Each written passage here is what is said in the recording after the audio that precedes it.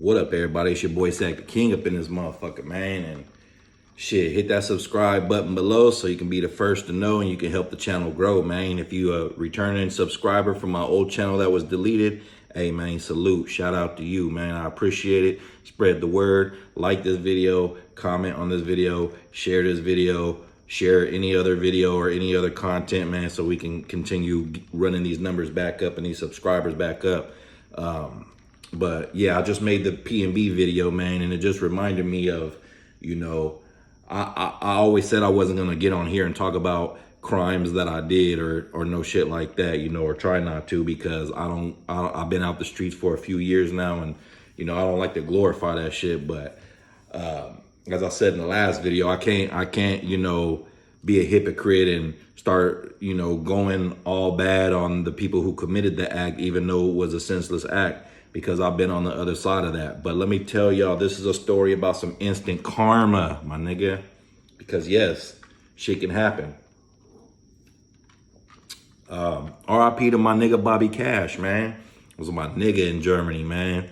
He passed away a few years ago, but you know, he plays a part in this story.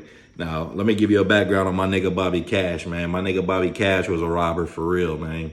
That nigga is the brother of one of my other bros, Mikey. So I met Mikey first, you know what I mean? And he used to always tell us about his brother, Bobby, but he was always locked up in prison for like the first 2 years that I knew Mike, you know what I'm saying? So Bobby Cash finally got out of prison and I met this nigga, and he was a wild nigga, man. Bobby Cash was a wild nigga. This was in Germany. These niggas was half German and half Kenyan. Same color as me, you know what I'm saying? Light-skinned niggas. But, you know, Mikey was more of the laid-back, cool type of nigga. Always, you know, he was with the shits, don't get me wrong. But, excuse me, his brother Bobby was turned the fuck up. You know what I'm saying? And I remember, like, it would be like Bobby ended up going back to prison, you know what I'm saying, after I met him. But this is how it works in Germany, you know what I'm saying? Like, they used to let Bobby Cash out on the weekends. So he would be in prison all week, and then like every other weekend he would get out to wild out and do whatever he wanted to do, but he had to go right back to prison like Monday morning.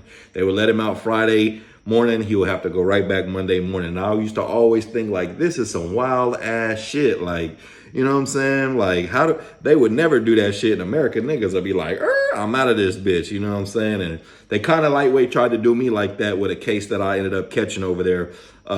You know, I'll probably get into that story another time. But yeah, man, Bobby Cash was a wild nigga, man. And he used to always go to jail for robbery. You know, he was a real robber for real. You know what I'm saying? I remember him telling us one story, right, where he was in Frankfurt and he was by himself. Now this nigga didn't have no mask on or nothing. And he went into a restaurant to rob that bitch, right? And I remember him telling us the story about how he had everybody like put your hands up, you know what I mean? And he was going through all they shit, you know what I mean? But he noticed that people on the outside of the windows was looking, so he was like, hey, put your hands down. And when people would leave, he was like, put your hands back up, you know what I mean? And he was telling us a story about how he had to like, how he got away from that robbery, and he was running and he had to swim all the way. I want to say it was like the Rhine River he jumped into, and he was swimming, you know, trying to get away from the fucking Polizei, right?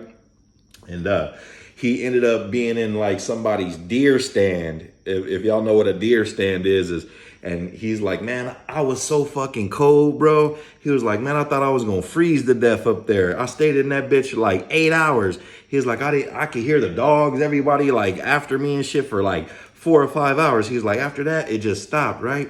So he was like, you know, after like 8 hours, he got down from that shit. And he was like, I started walking and I bent the corner and boom, the police was on me. And he ended up going to jail for that shit, going to prison for that shit. But, you know, like I said, this story is about instant karma because this shit happened to me, but I just happened to be with Bobby Cash, you know? So there used to be this club called Millennium, and it was a Friday night. You know, it was probably one of them Friday nights where Bobby Cash was out on what we used to call that shit, weekend pass or weekend parole or something, right? And me and Bobby Cash is hella fucked up, you know what I'm saying? But we ran out of money, so we was like, fuck it, we gonna go take some money from somebody. And I used to always have a gun in the bushes, you know what I'm saying? So I remember you know what I'm saying? I was like, man, we need to get some bread so we can go back in here and start drinking some more. You know what I mean? So I remember us going outside and I grabbed the gun out the bushes, but there was like two German niggas standing right there, you know what I mean, talking, and they were kind of drunk too. But I'm twisted, you feel me?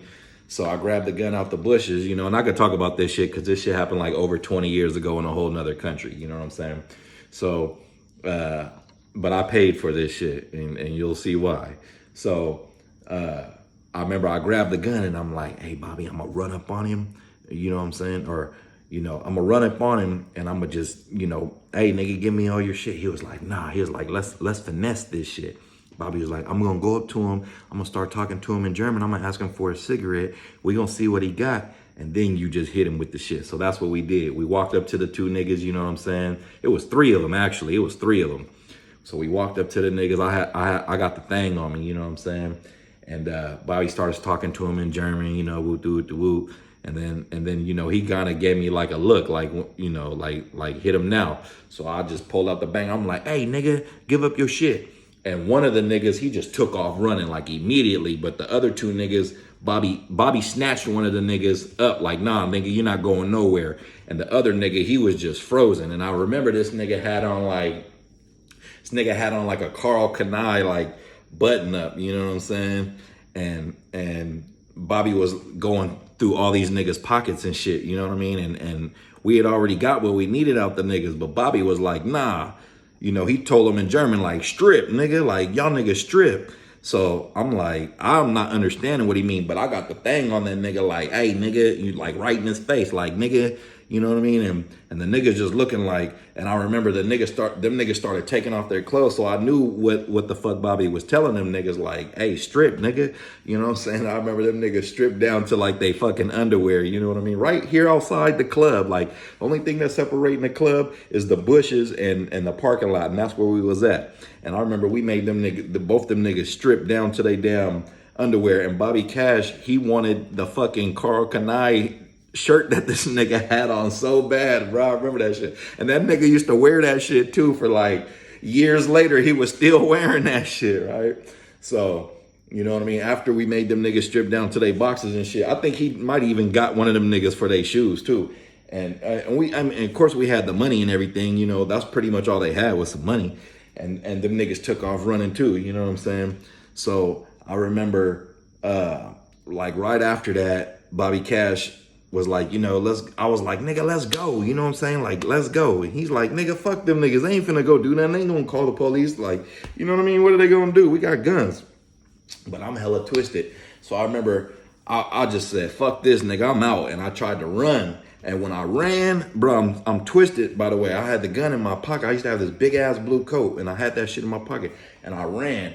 And I remember I ran into a barbed wire fence, bro.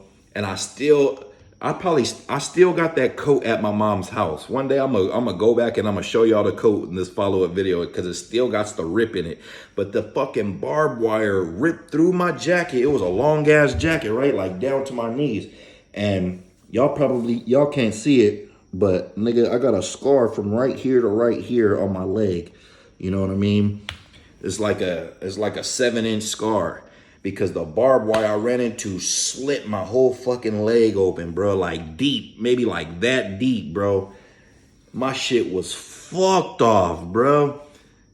All because I was trying to get away from a motherfucking robbery, bro. Instant fucking karma, my nigga. Like, my leg was fucked off for like 2 months, bro. I had a big ass gash. I used to have to change the pads on that shit like twice a day, bro. And that shit was like damn near 2 centimeters deep, nigga. And it's like I still got a 7-inch. I mean, this is almost 20 years ago, so this shit is you know, healed up and everything. You can't even see the scar now, but bro, those was like 2 of the worst months of my life, all for what, 50 fucking euros and Bobby to have a Carl Kanai fucking button up, man. So like I said, man, instant karma, man. Like that wasn't the first time or the last time I had stripped a nigga out some shit or committed no robbery, but that was definitely one that I fucking regretted, man. Straight up. So yeah, man, instant karma, man. It's your boy Sack the King, man. Hit that subscribe button below so you can help the channel grow.